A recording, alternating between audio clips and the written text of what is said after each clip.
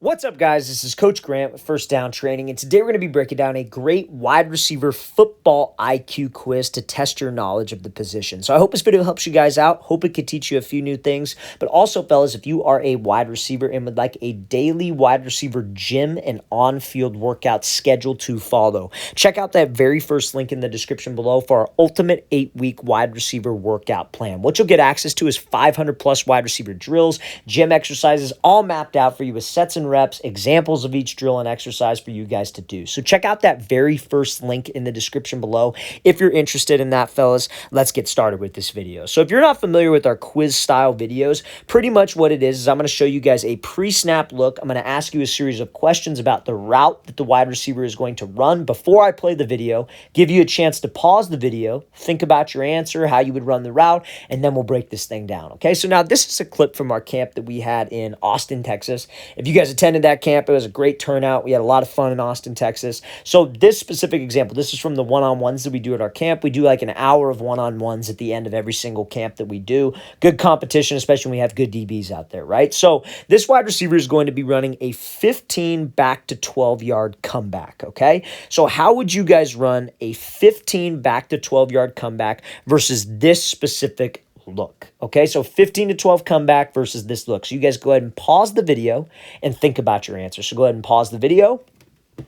All right, let's break this thing down. So first things first, whenever we are thinking about a route, we have to go through our pre-snap process. So if you've been keeping up with these videos, you know what the pre-snap process is. We have to be able to identify 3 things on a DB: his leverage, the distance between me and him, and then the type of coverage. So obviously his leverage on this one, this wide receiver is lined up right in the middle of the numbers. This DB is shaded a little bit to the top of the numbers. So that means that he has inside leverage. He's trying to take away the inside route. So he doesn't want us to run a post, a dig, a curl, maybe even a slant. So he's trying to force us to the outside and just squeeze us to the sideline. The sideline is his help. And we determine all of that just based on his leverage. Now, can DBs disguise their leverage? Absolutely. But in this case, he keeps his leverage. Second thing is distance. So we need to know these things, fellas, because this is how we structure the route. So we see that he's 5 yards away, I would say. So he's inside shade, 5 yards off, and then it's obviously man-to-man coverage. So if you guys said that you would want to try to attack his outside shoulder and outside hip, flip his hips to the fade, then break down, that would be wrong.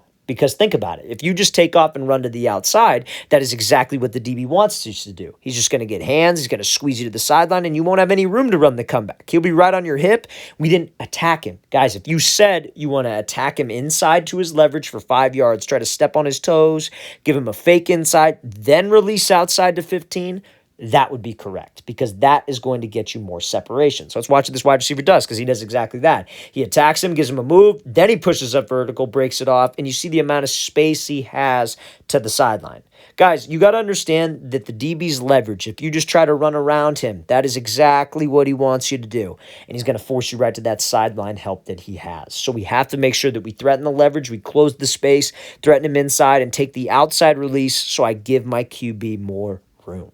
Now, another thing that you have to understand too as well is that this would not change if he were in press coverage. So remember, the distance is just the release that I pick. His leverage is like conceptually what he's trying to accomplish. So if he's lined up and he's right up on the line of scrimmage, but he's inside shade, I just wouldn't need to close as much space. I could just give him a quick jab inside, take the outside release, and go. It's the same concept, just the release changes. But when he's 5 yards away, I got to do what this receiver does and close space. So let's play this thing again, full speed one more time. Great example of attacking a DB's leverage for 5, breaking this thing off, and getting separation on that comeback. Okay, so now this is a great example here of a wide receiver incorrectly running a route. So again, this is one-on-ones. He's going to be running this one-on-ones from our Seattle camp. So this is a camp that we had in Seattle at the beginning of June. Again, another great turnout. Everybody who showed up, we had a ton of DBs out there, so it was a great turnout. Great last hour doing one-on-ones. So this wide receiver is going to be running an out and up route. Now, I don't want you to worry about the route and how you would run it against this. I want you to think about what this wide receiver did wrong. Now, this ball, I'm going to tell you right now, was underthrown. I'm not talking about why the route didn't work, because it didn't work because the ball was underthrown. I think the receiver was open. I just think he made some crucial mistakes at some point in this route, and that's what I want you to think about. So I'm going to play it full speed, then we'll break it down. So he comes off the ball here, gives a move, breaks to the out route, turns upfield, and then again, ball's underthrown a little bit to the inside, so DB has an easy play to make. So I'm going to play it one more time. So I want you to think about what are some mistakes that he made off the line? What are some mistakes that he made in the middle of the route? What do you think was the biggest mistake that he made on this? So you guys can go ahead and pause the video and think about your answers. So pause the video. All right, let's break this thing down. So I think the number one mistake that he made, I think a lot of people are going to say like, oh, when he broke to the out route, maybe he didn't sell it enough. I think he sold it fine. I think he was running hard. I think his eyes went to the inside. He was running in full stride.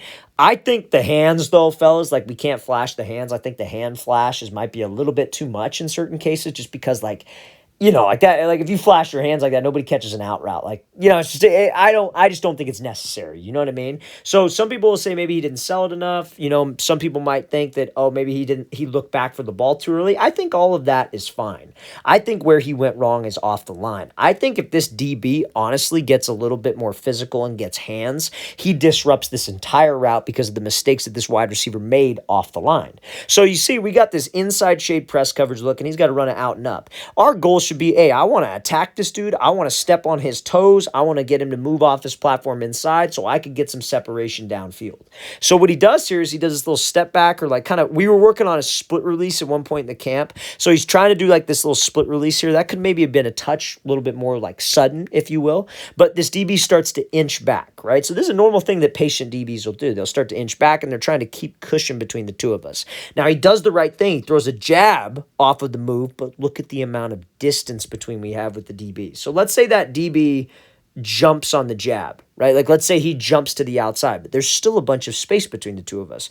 We still got to get to here to sell my out route. So if I get him to jump, he could just cut off the angle because I didn't close the space. Guys, off the line, if that's what you guys thought the mistake was, you would be correct. If you think that he needs to close more space with his release, that is 100% right. Because think about it. If he's giving you space off the ball and starts to inch back, giving you room, and we don't eat up that room, we're just going to run right into him and run right into his hands. At this point right here, this DB should be getting hands on him and disrupting the timing of the break. DB doesn't get hands. Don't know why he wasn't getting hands here, but he doesn't get hands. And that makes it very, very easy for us to get space and recover from a bad release. But if this DB would have been more patient and would have just stayed here and gotten hands, I think this whole route could have been disrupted. So what this wide receiver should have done is when he came off the ball and he does this little split release and you see this DB inching back, nobody says you just have to make a move and go. Let's eat up the cushion. Let's go step onto his toes, then break to my out route so I could sell it a little better. When I break on this out route for this out and up, I want that DB to be right here. I want him to try to undercut it, and then I could lose him up over the top. But I can't do that if I don't close space off the line. So if that's what you guys said, that would be 100% correct. We have to make sure that anytime there's cushion between us and the DB, we are closing the cushion, right? That's why we look for those things off the line. We look for leverage, we look for distance, and we look for the type of coverage. Okay, so this question is going to be more so about stance and start right here. So what I want to ask you guys is, do you think that this is a correct or incorrect receiver stance? And I want you to tell me why you think that, okay? So or think about why you think that is. So is this incorrect or correct wide receiver stance? You guys can go ahead and pause the video and think about your answers. So pause the video. All right, let's break this thing down. So if you guys said this is a correct stance, I would say that you are wrong in that case. Now, here's why.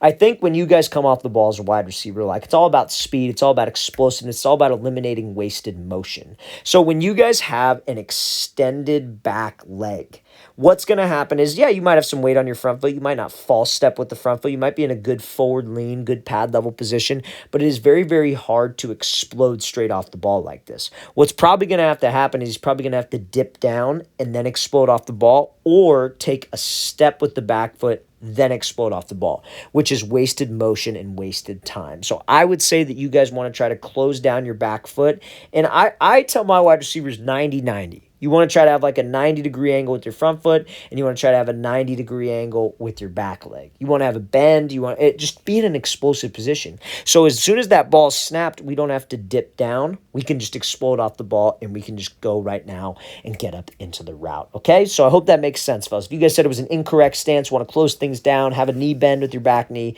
that would be correct. All right, fellas. I really want to thank you for watching. I really appreciate it. If you have any questions at all, don't hesitate to leave those in the comment section. section below. Always appreciate the feedback. It's always great to hear from you guys. And again, fellas, if you would like an 8-week wide receiver gym and on-field workout schedule, guys, it's over 500 plus wide receiver drills, gym exercises, everything wide receivers need to do. Check out that very first link in the description below. We'd love to get you on that, fellas.